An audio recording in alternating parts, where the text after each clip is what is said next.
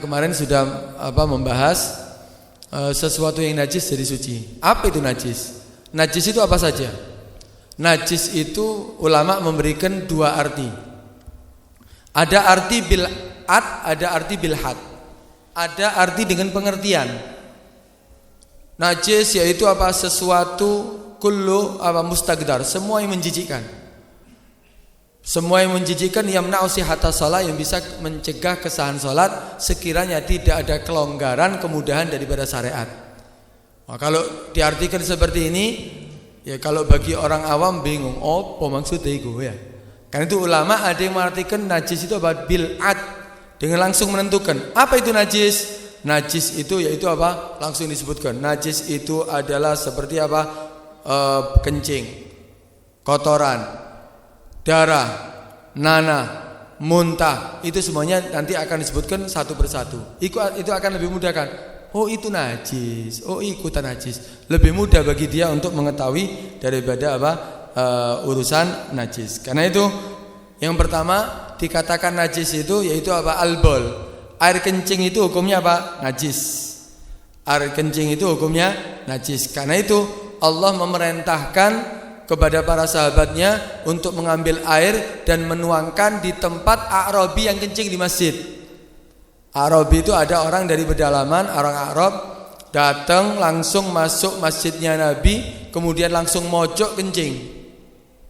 Ketika kencing si A'rabi tadi itu, wah para sahabat berdiri semuanya, ya marah, masjid diuyui, marah semuanya. Nabi ngasih isyarat untuk diam, biarkan sampai selesai. Wah, Arabi tadi tahu kalau sahabat ini marah, tapi karena Nabi mendiamkan, diterusno sampai selesai. Setelah selesai, baru didatangi sama Nabi. Nabi mendekat kepada Arabi, wahai Arabi, dijelaskan sama Nabi SAW, ini adalah masjid, tempat ibadah, ini adalah rumahnya Allah. Nggak pantas kalau orang mengeluarkan kotoran di masjid, di rumahnya Allah Subhanahu Wa Taala. Dengan lemah lembut Nabi kasih tahu. Akhirnya kata si Arabi melihat akhlaknya Nabi SAW, langsung angkat tangan, Allahumma arham Muhammadan wala tarham ashab Muhammad. Ya Allah, rahmati Muhammad, jangan rahmati sahabatnya ya Allah. Kenapa? Karena saat itu mau marah sahabat-sahabatnya. Ini kalau kita lihat hikmahnya Nabi melarang untuk menghentikan itu Arabi. Kenapa? Pertama, karena rahmat terhadap itu Arabi. Kenapa? Kalau air kencing ditahan itu akan naik lagi akhirnya meracuni tubuhnya nantinya. Tapi biarkan sampai selesai. Rahmatnya Nabi kepada manusia ini, kepada itu Arabi tadi. Kemudian yang kedua, kalaupun seandainya saat itu dimarahi itu Arabi, seandainya diusir, sedangkan dia dalam keadaan kencing, ya tambah nyipratnya kemana-mana, tambah netes kemana-mana itu air kencingnya, tambah najis bukan satu tempat, tapi beberapa tempat nantinya. Itu hikmah kenapa kok Nabi menghentikan daripada itu para sahabat ketika mau marah. Nah ini akhirnya Nabi saat itu merintahkan sahabat untuk ambil satu wadah daripada air, kemudian disiramkan. Karena masjidnya Nabi bukan seperti kita dulu, ono karpete, ono lantainya ndak, dari tanah. Itu langsung disiramkan air di atasnya, suci sudah. Ini berarti Nabi merintahkan ambil air, berarti hukumnya air kencing najis. Ya, karena itu diperintahkan untuk untuk mensucikannya. Juga karena ada riwayat itu, Nabi ketika melewati ada dua kuburan, Nabi mengatakan innahuma mu'adzabani laisa bikabirin. Sungguhnya mereka berdua diazab oleh Allah Subhanahu wa taala bukan karena hal yang sepele. Di antaranya apa kata Nabi? Karena di antara mereka yang berdua tadi itu li'annahu la yastanzihu minal bol. Karena dia tidak perhatian dengan urusan air kencing. Setelah kencing dia ada istibra.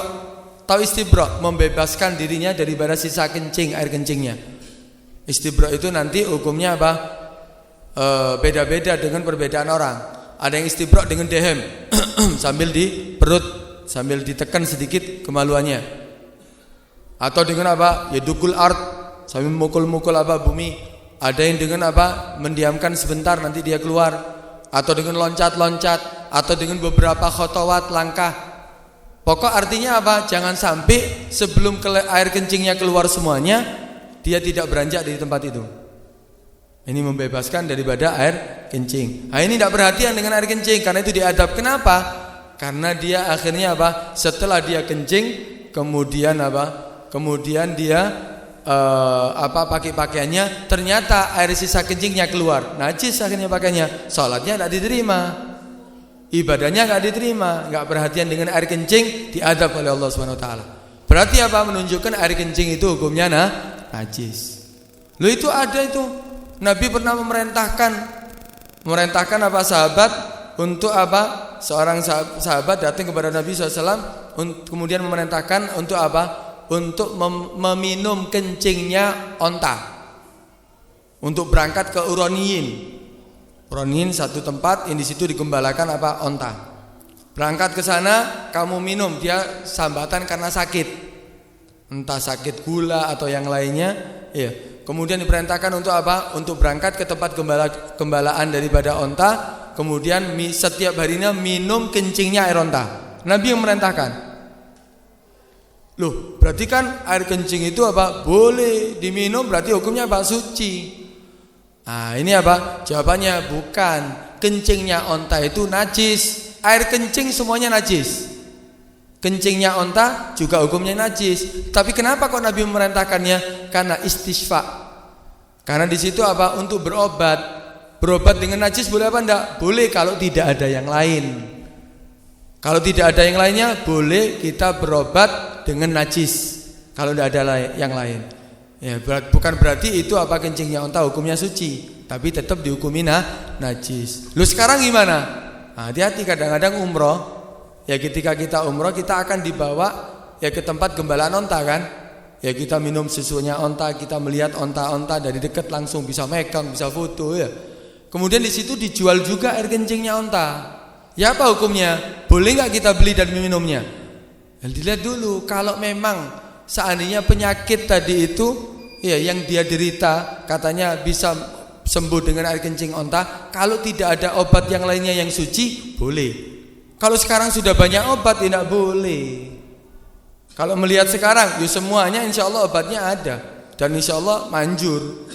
Ya apa ini hukumnya? Ya berarti tidak boleh berobat dengan yang najis. Sifatnya sementara, kalau tidak ada daripada obat yang lainnya, baru dia dikatakan apa?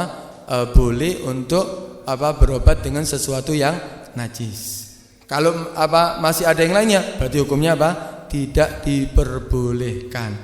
Karena itu, ya kalau belum tahu ini bisa apa? Ada obatnya atau enggak? Ya kalau kita lihat sekarang kedokteran, masya Allah ya, dengan banyaknya kemudahan. Ya, mereka bisa banyak membuat obat. Ya, kalau memang ada yang suci, berarti hukumnya apa? Kembali kepada asalnya, itu apa? Haram. Paham ini ya? Nah, itu hati-hati ya. Alopo ya, beson obat liane kok sampai gelem ngombe kencingnya onta ya. Di situ Nabi memerintahkan karena untuk istisfa. Ini yang pertama, kencing adalah hukumnya najis. Kencingnya siapapun, bahkan kencingnya bayi pun nanti tetap najis. Kencingnya bayi sekalipun tetap hukumnya apa? Najis. Tapi nanti cara mensucikannya ada, nanti dibedakan antara najis mughalladhah, mukhaffafah dan mutawassithah.